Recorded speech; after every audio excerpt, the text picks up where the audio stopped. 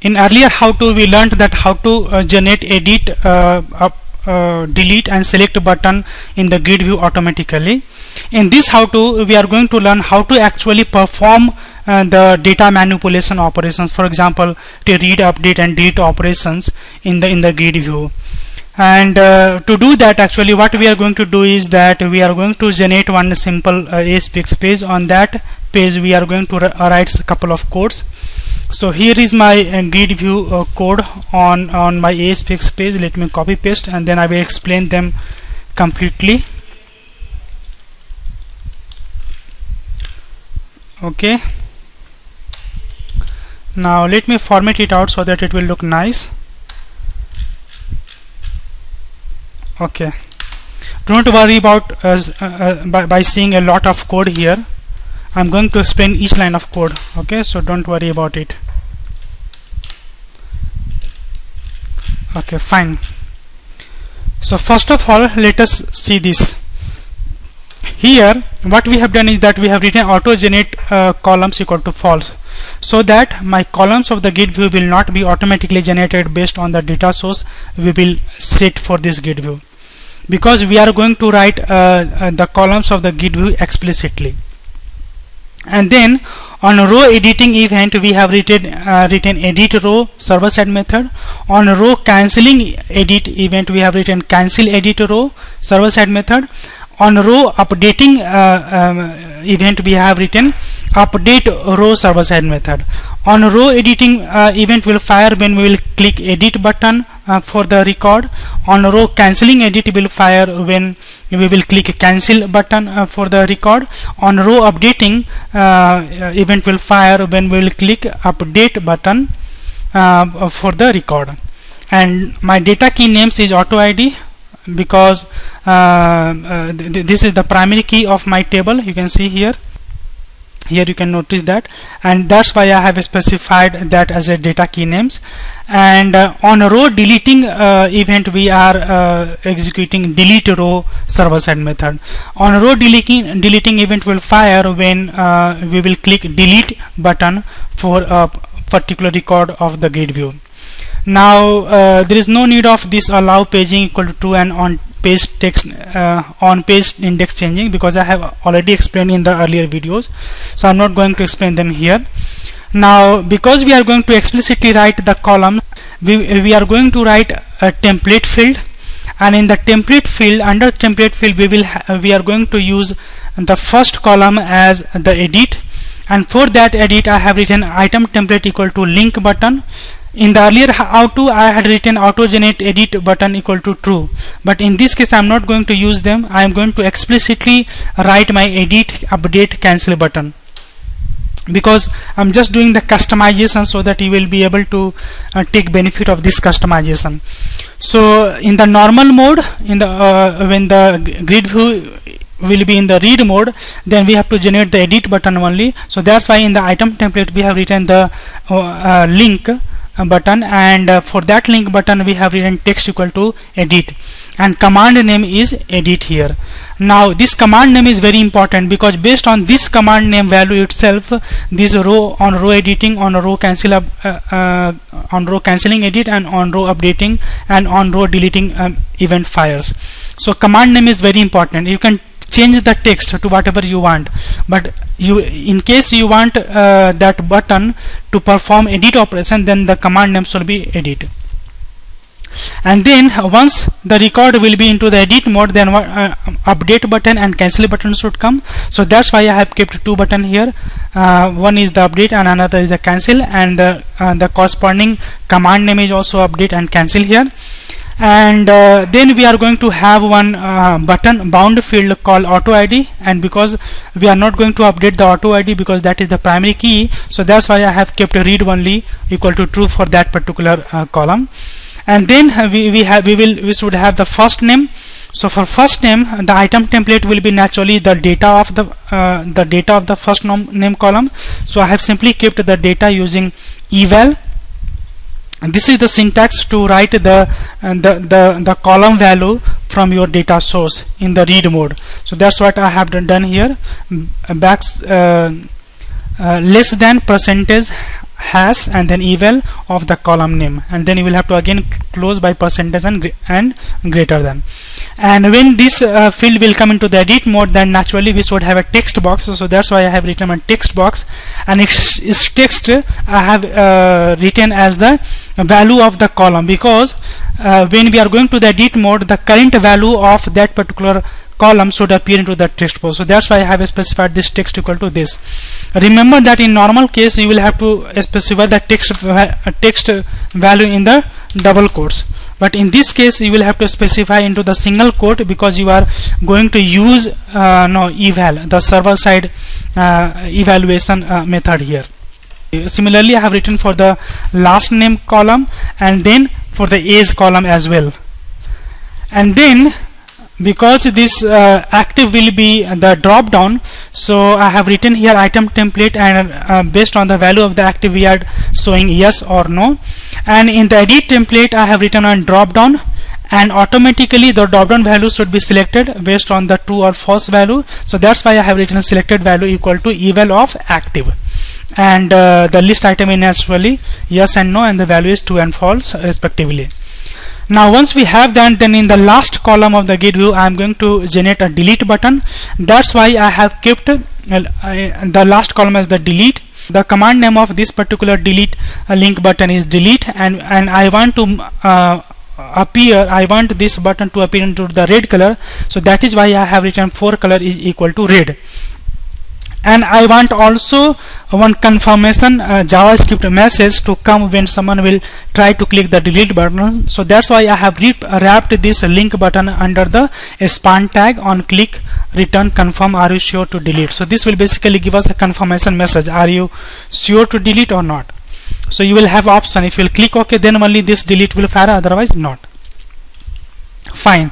And the remaining code that you are going to see here, this much of code, is basically just to beautify the GridView so that it will look nice. What should be the header color and what should be the row color and those things. So we should not worry about this too much. Now this was my ASPX code. Now let us also see the code behind the server side code, and let me copy paste the server side code as well here. So till delete I am copying first. Let me delete all this code, the existing code of this page. Okay, so here is this, and then I'm going to also click this one, change page. However, I am not going to cover that because I am not going to cover pagination here. And then here, that's it. Now let me correct this code.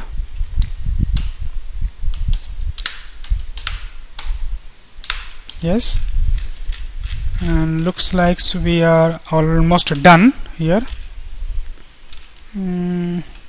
Okay, please hold on for a while. Yes, and this, and here we go. Looks like we are done. Very good. Now let me explain the code of this server side page from the top. So the first is naturally the connection string that I am getting from the web.config file, and if this page will be loaded for the first time, then we are going to populate the data into the GridView. So that's why I have called this populate data method. Let me go to the populate data method, and this method, what we are doing is that we are instantiating the data table, we are instantiating the SQL connection object by passing the database connection, and then we have the SQL called select all from personal detail that will basically retrieve all the records from the personal detail table, and we have instantiated the SQL command. In real-time application, you should basically use the stored procedure the way I have shown in the earlier video. And once we have the SQL command instantiation, then we can use the we can instantiate the SQL adapter that will basically help us to fill the data table. Once my data table is there, then we have specified that data table as the data source of the GridView, and then we have called the data bind method that will basically actually bind the data to the GridView. Fine. Now let us run this page, and then I will come back to this page again to explain our remaining code. Now here you can see that my GridView is looking nice because of this much of style sheet CSS style code. Okay, fine. Now when I will click the edit link, then naturally what will happen is this: on row editing event will fire, and that will basically call edit row method. So let me go to the edit row method here, and in this edit row what we are doing is that we are setting the edit index of the GridView to the GridView event arguments dot new edit index, and then we are again populating the data. So what will happen is that when we will click the edit link for the record whose auto ID is 3, then this particular record will come into the edit mode. You can see that this is coming to the edit mode because of this edit index and new e.new edit index. And now for this record the edit item template will appear. See here, text box is this update and cancel button is appearing, update and cancel button is appearing, and this text box is appearing. So that is what the benefit of edit item template is.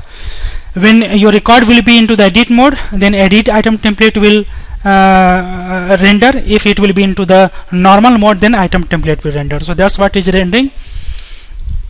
Fine. Now when we will click on the cancel, then what will happen is that on row edit cancelling event will fire, and that will basically execute cancel edit row server side method. So here my cancel edit row server side method, that is basically setting the edit index of the GridView to -1. So that what it will do, it will basically remove all the record that will be into the edit index. So when I'm clicking cancel, then it is setting the edit index to -1, and there is no record into the -1, so all the records is coming into the edit mode. Fine. Now let me again go to the edit mode here, and now when we will click the update button, I'm sorry, let me go back again. Now when we will click the update button, then what happens is that on row updating event will fire, and that will basically execute update row method.